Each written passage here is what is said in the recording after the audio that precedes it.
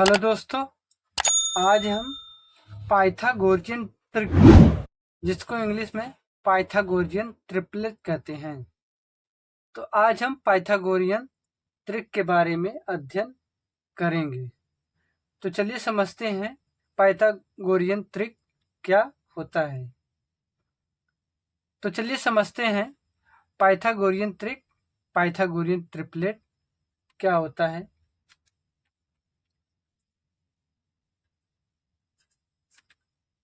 यदि किसी समकोण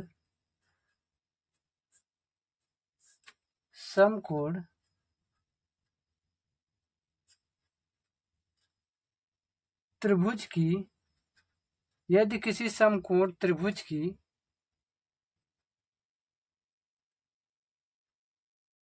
समकोण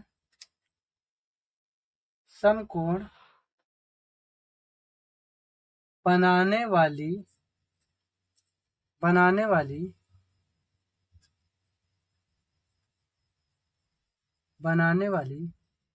भुजाओं की लंबाई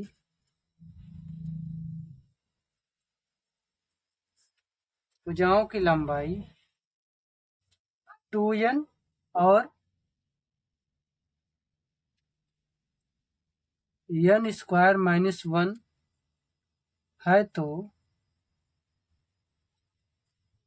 है तो कण की लंबाई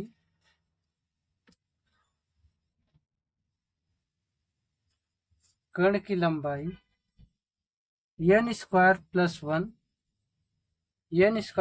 1 होगी, क्योंकि n² + 1 का होल स्क्वायर बराबर होता है 2n²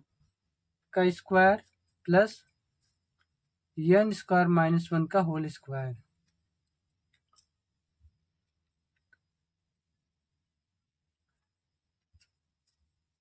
जबकि n > 1।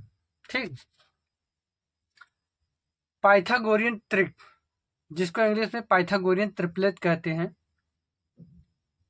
यदि किसी समकोण त्रिभुज की समकोण बनाने वाली भुजाओं की लंबाई 2n और n² - 1 है तो कण की लंबाई n² + 1 होगी।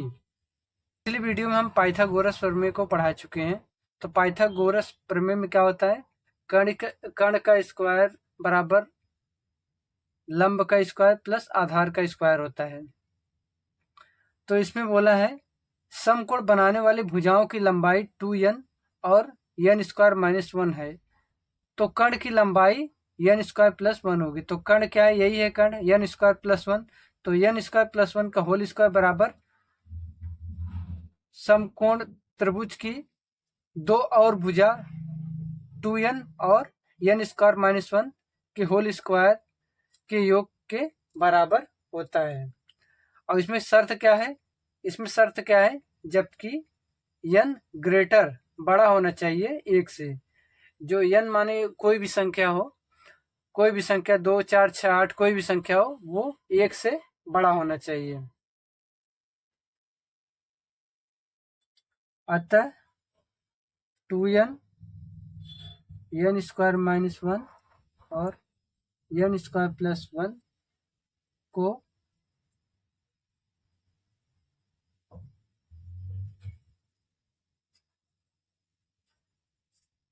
पाइथागोरियन ट्रिक कहते हैं।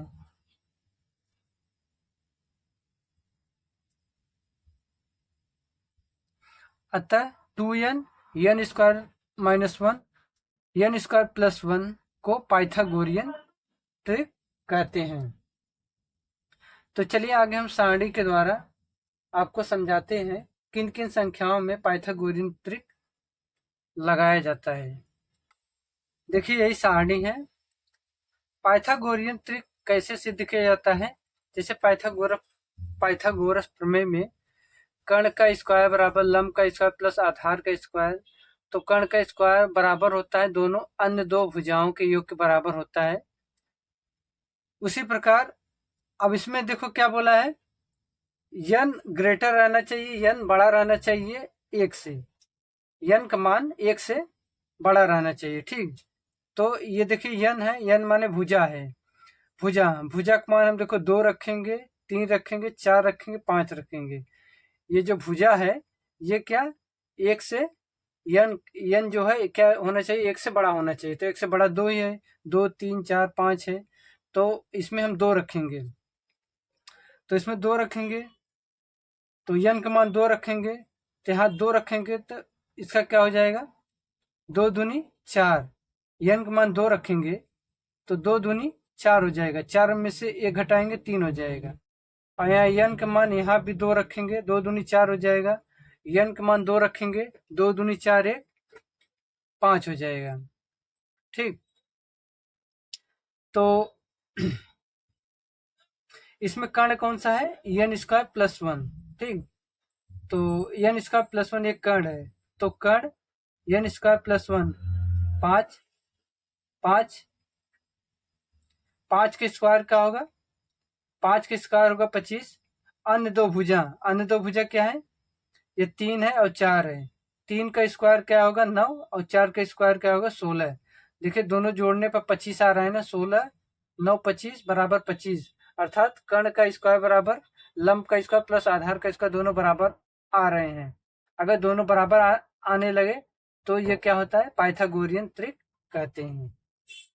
अब देखिए n बराबर क्या रखते हैं, 3 रखते हैं। यहाँ n का मान 3 रखते हैं, तो यहाँ n का मान 3 रखेंगे तो 3 का स्क्वायर -1 हो जाएगा। तो 3 त्रिका 9, 2 में से 1 गए, 3 त्रिका 9, 9 में से 1 गए 8, यहाँ 8 हो जाएगा। ठीक, और यहाँ 2n का मान क्या रखेंगे 3, तो 2 3 6। ये क्या n स्क्वायर प्लस 1 है, n का मान यहाँ क्या रखेंगे 3 रखेंगे, तो 3 का स्क्वायर प्लस 1, तो 3 त्रिका 9, 9 1 10 हो गया। ठीक, तो इसमें क्या कर्ण का स्क्वायर बराबर लंब का स्क्वायर प्लस आधार का स्क्वायर, तो कर्ण क्या है इसमें एसी है ना, एसी कर्ण स्क्वायर है। देखिए यही कर्ण यही है n स्क्वायर प्लस 1, तो n स्क्वायर प्लस 1 का मान कौन सा है, यही एसी है ना। तो एसी तो क्या होगा, एसी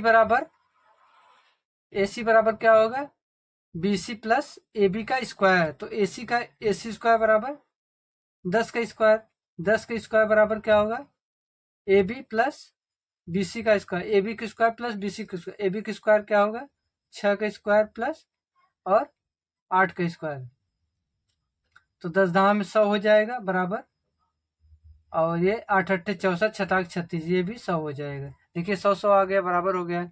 इसी प्रकार 4 रखेंगे, n का मान 4 रखेंगे, यहाँ पर n का मान यहाँ 4 रखेंगे, तो 4 का स्क्वायर -1 बराबर क्या होगा, 4 4 16, 16 में से 1 गए 15।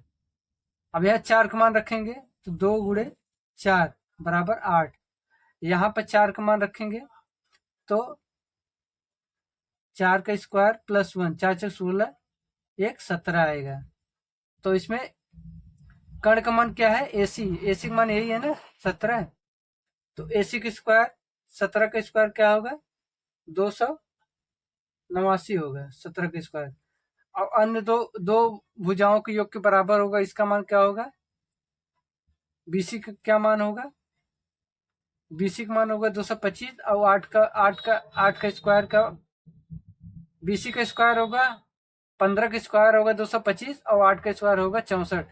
तो 225 और 64 तो जोड़ेंगे कितना आएगा 289 आएगा। ये भी क्या आएगा 289 आएगा, ये भी देखो बराबर आ रहा है। देखिए ये भी बराबर आ गया, 25 बराबर 25, ये भी बराबर आ गया, 100 बराबर 100, ये भी बराबर आ गया, 289 बराबर 289 ना, तीनों बराबर आ गए। अब यही देखो n का मान हम यहाँ 5 रखेंगे, ये 5 है, n बराबर 5 है, ये 5 का मान यहाँ पर रखेंगे, तो 5 के स्क्वायर -1, 5 पच्चे 25, 25 में से गए 24, यहाँ पर रखेंगे 2 गुणे 5 बराबर क्या होगा 10, यहाँ पर रखेंगे 5 के स्क्वायर प्लस 1, 5 25 एक 26। अब इसमें करेंगे तो ऐसे 26 का स्क्वायर करेंगे, 26 का स्क्वायर करेंगे कितना आएगा, 676 आएगा। और 24 का स्क्वायर करेंगे, 24 का स्क्वायर करेंगे 576 आएगा, और 10 का स्क्वायर करेंगे 100 आएगा। तो ये भी कितना आएगा, 676 आएगा। देखिए इसका भी बराबर है। इसी प्रकार n बराबर 6 लेके जाएं, 7 लेके जाएं, 8 लेके जाएं, तो इसमें क्या होगा, बराबर आएगा। कर्ण का स्क्वायर बराबर लंब का स्क्वायर प्लस आधार का स्क्वायर, तो ये दोनों क्या होगा, बराबर होगा। और ये क्या है, ये पाइथागोरियन त्रिक है। और कुछ पाइथागोरियन त्रिक ज्ञात करने का कुछ विधि और भी है, जिसको हम आगे देखते हैं। तो क्या कुछ पाइथागोरियन त्रिक ज्ञात करने की विधि भी है, एक दूसरी विधि भी है। उसमें क्या है, जैसे पहला है, जैसे 3 और 4 और 5 का पाइथागोरियन त्रिक ज्ञात करना है ना।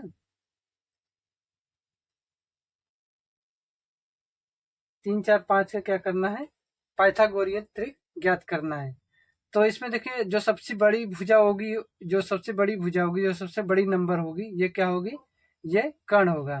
और जो और दोनों छोटी भुजा होगी, ये क्या होगी, लंब और आधार होगी। तो इसमें देखिए कर्ण यही होगा। तो 5 के स्क्वायर करेंगे 25 आएगा, और इसका अन्य दो भुजाओं का वर्गों का योग करेंगे तो 3 त्रिक 9 आएगा, और 4 चौक 16 आएगा। देखिए 25 बराबर 25 आ गया ना, दोनों बराबर आ गए ना। और अगर अब हम क्या करते हैं, अब हम 3 4 5 में 2 से गुणा करें,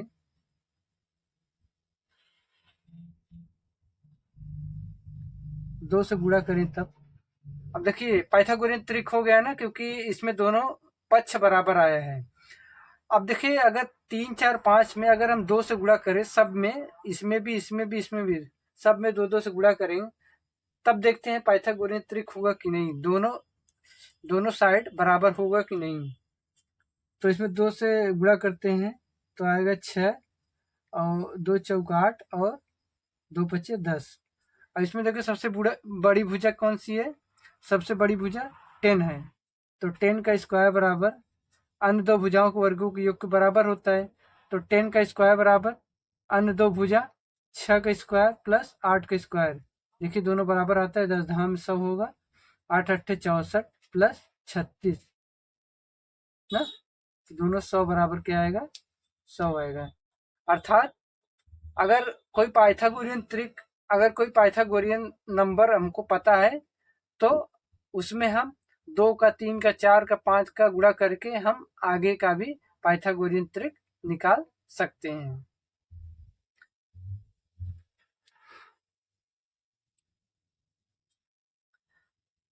ठीक है दोस्तों, अगर आपको मेरी वीडियो पसंद आई हो तो वीडियो को लाइक करिएगा, और अगर आप मेरे चैनल पर नए हो तो चैनल को सब्सक्राइब जरूर करिएगा। Thank you.